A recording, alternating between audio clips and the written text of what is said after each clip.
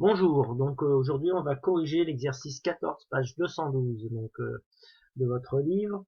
Alors on a une série de points donc dans le plan, le plan est quadrillé, ce qui favorise pour donner les réponses donc aux questions posées. Alors les questions posées, on va répondre déjà à la première question. Donc la première question, donc c'est un vrai-faux, et dans ce vrai-faux, on a une série de questions. Donc dans un premier temps, on vous dit que le vecteur IB, donc le vecteur IB est égal au vecteur AJ. Alors, je rappelle les règles. Deux vecteurs sont égaux s'ils ont la même direction, s'ils sont de même sens et qu'ils ont la même norme. La même norme, ici par exemple la norme du vecteur IB, c'est la longueur du segment IB. Voilà. Donc on va voir ça sur le schéma.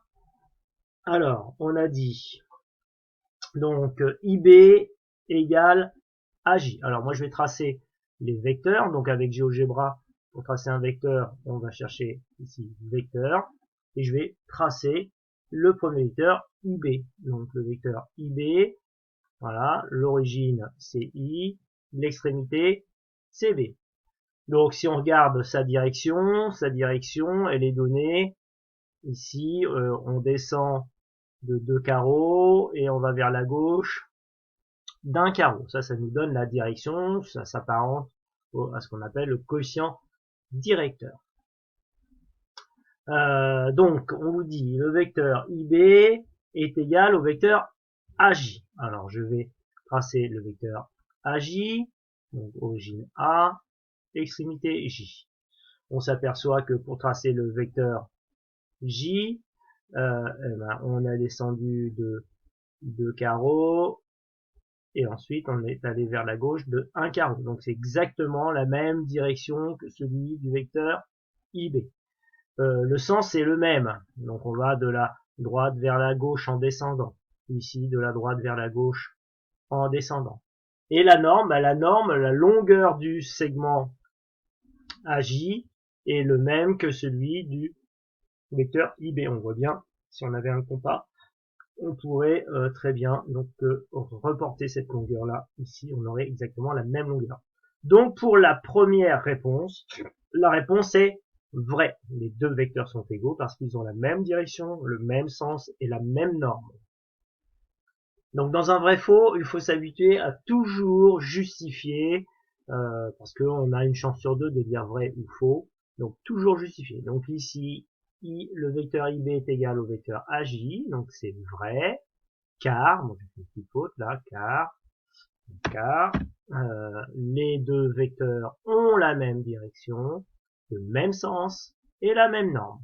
Voilà la réponse que vous devez apporter à votre exercice. Alors, on doit répondre vrai ou faux à l'affirmation l'image de D par la translation de vecteur EF et C. Alors, on va vérifier qu'en faisant une translation de vecteur EF en ayant donc pour origine D, on arrivera sur le point C. Alors, on va d'abord tracer notre vecteur EF. Alors, nos vecteurs EF, c'est assez simple. C'est un vecteur qui est vertical, où on se déplace de la gauche vers la droite. Enfin, pas vertical, pardon, horizontal. Horizontal. On se déplace de la gauche vers la droite et on se déplace de 2 carreaux. Donc tout ça, ça nous permet de définir le vecteur. Donc maintenant, on vous dit l'image de D par la translation de vecteurs EF et C. Alors on va dessiner un représentant du vecteur EF. Donc on a le vecteur EF qui est ici. On va le dessiner ce représentant au point d'origine D. Donc je vais dessiner un représentant avec GeoGebra. C'est facile. On va dessiner un représentant, le représentant de ce vecteur avec pour origine D. Et là, vous voyez que GeoGebra nous dessine le vecteur, donc le même vecteur que EF, donc c'est un représentant d'origine D, et il nous donne un point qu'il nomme D'. D', lui, est l'image de D par la translation de EF. Et nous, on nous proposait C comme image de D par la translation de vecteur EF. Alors, deux façons de répondre. Dire bah, tout simplement c'est faux. Et pourquoi c'est faux? Bah, parce que C n'est pas l'image de D par la translation EF, mais c'est C qui serait l'antécédent de D par la translation de vecteur EF. Ou encore, mais c'est D qui est l'image de C par la translation de vecteur EF. Ici, si on appliquait le vecteur EF ici au point d'origine C, on aurait D. Donc je répète, la réponse est faux. C n'est pas donc l'image de D par la translation du vecteur EF, mais c'est D qui est l'image de C par la translation de vecteur EF. Hein. Autre réponse possible, c'est de dire que C est l'image de D, mais pas la translation de vecteur FE. Hein. Voilà. Donc la réponse au petit b, c'est faux, car C est l'image de D par la translation de vecteur FE. Alors maintenant, on va regarder l'égalité entre ces deux vecteurs, entre EH et K. Donc même travail, on va regarder s'ils ont la même direction, le même sens et la même norme. Alors le vecteur EH, c'est celui-ci. Donc on part on se déporte d'un carreau sur la gauche, on monte de 2, et on va regarder si c'est la même chose pour le vecteur KA. Donc le vecteur KA.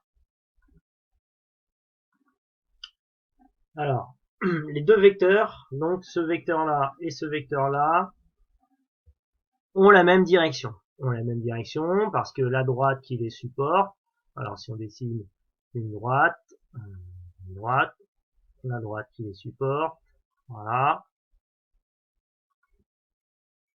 On voit bien que ces deux droites sont parallèles. Donc ça veut dire qu'ils ont la même direction. Au même titre qu'on pourrait regarder avec les carreaux. Ici, je me décale de 1, je descends de 2. Ici, je me décale de 1, je descends de 2. On voit bien que j'ai la même direction. Hein. C'est la notion de quotient directeur. Maintenant, on va regarder, donc ils ont la même direction, on va regarder le sens. Ben, ici, le vecteur KA, ben, on descend de gauche à droite. Alors que là, on monte de droite à gauche. Hein. Donc ici, on a des directions, des sens, pardon, opposés. Hein. Donc, et par contre, au niveau de la norme, on a exactement la même norme. On voit bien, on a la diagonale de deux carreaux. Ici, la diagonale de deux carreaux. Donc, c'est-à-dire la norme des deux vecteurs EH et KA sont les mêmes. Voilà. Donc ici, la réponse c'est ils ne sont pas égaux car ils sont de sens opposés. Ils ont la même norme et ils ont la même direction. Donc, les vecteurs EH et K ne sont pas égaux car ils ont la même direction et la même norme, mais ils sont de sens opposés. Donc, il suffit d'une condition pour que les deux vecteurs ne soient pas égaux. Ensuite, autre question, l'image de B par la translation de vecteurs FL et I. Donc, I est l'image de B par la translation de vecteur FL. Donc, allons voir sur GeoGebra. Donc, on va devoir tracer le vecteur FL. Donc, le vecteur FL, FL, voilà. Origine F et extrémité L. Donc, on vous dit que l'image de B, donc B est ici, par donc la translation de vecteur FL et I. Alors, ça va être le cas. Ici, je vais ne plus afficher donc cet objet. Donc, je vais regarder quelle est l'image de B par la translation de vecteur FL. Donc, je vais dessiner un représentant du vecteur FL au point d'origine B. Donc je trace un représentant de ce vecteur au point d'origine B. Je m'aperçois que du coup B, alors là il m'a mis B', mais ici on avait le point I, donc je vais renommer ce point.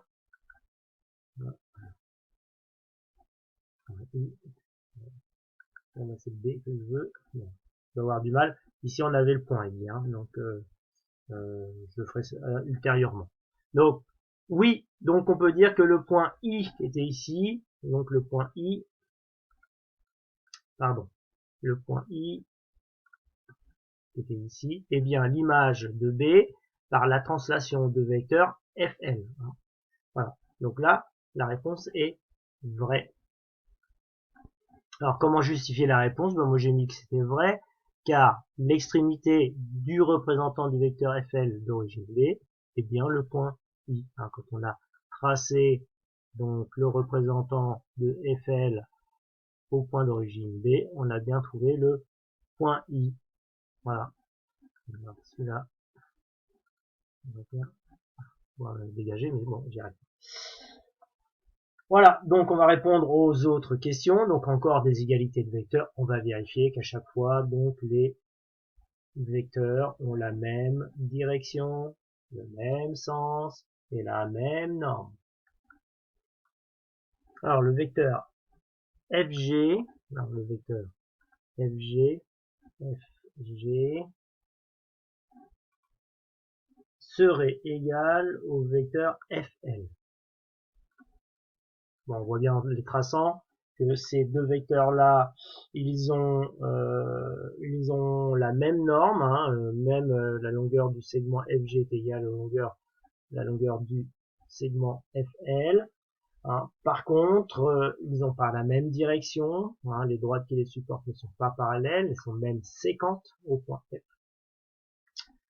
Ils n'ont pas le même sens parce qu'il y en a un qui va vers le haut et l'autre qui va vers le bas. Donc ici, ils ne sont pas égaux. La seule chose qu'ils ont en commun, c'est la norme.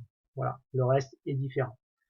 Autre égalité, donc IH égale HL. IH, donc IH égale HL. Alors là, ici, ils sont différents, ils sont pas égaux. Ah, ils ont la même direction puisqu'ils sont supportés par la même droite. Ils ont le même sens de la gauche vers la droite. Par contre, c'est la norme qui est différente. Donc, on va faire ça pour justifier nos réponses. Alors, donc pour eux, c'est faux car la direction et le sens sont différents. Là, l'égalité n'est pas vraie non plus car seule la norme est différente, mais ça suffit. C'est une condition nécessaire et même suffisante pour dire que les vecteurs sont différents. Alors ensuite, exercice, question numéro 2, nommer au moins 2 vecteurs égaux à un B, au moins 2 vecteurs, c'est-à-dire au minimum 2 vecteurs, donc on citer 3 ou 4 si on a, ou 5 ou 6, voilà, donc au moins 2. Donc si vous avez donné 2 réponses, c'est bon, mais on peut aller jusqu'à 3 normalement. Donc nommer au moins 2 vecteurs égaux à AB. Donc on va chercher des vecteurs qui sont égaux à AB, c'est-à-dire qu'ils ont la même direction, le même sens et la même norme. Alors d'abord, où est le vecteur AB? Le vecteur AB, c'est celui-ci, donc le vecteur AB.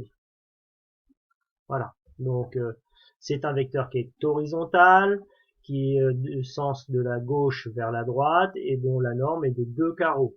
Alors la norme est de 2 carreaux, on va chercher des points donc horizontaux, voilà, c'est horizontaux, mais la norme n'est pas la bonne. Ici par contre, on a le vecteur C D qui est de la gauche vers le droite pour le sens, la direction est bien horizontale et la norme est bien de 2 carreaux. On a la même chose pour le vecteur EF. Voilà. On a la même chose pour le vecteur IH. Donc j'en ai trouvé 3. Donc j'en ai trouvé au moins 2 puisque j'en ai trouvé 3. Donc on va donner ces réponses-là. Voilà, c'est pour la réponse de la dernière question. Donc on devait trouver au moins 2 vecteurs donc égaux à EG, j'en ai trouvé 5, 1, 2, 3, 4, 5. Donc voilà pour la série de questions sur l'exercice 14. Allez, ciao ciao pour la correction du 15.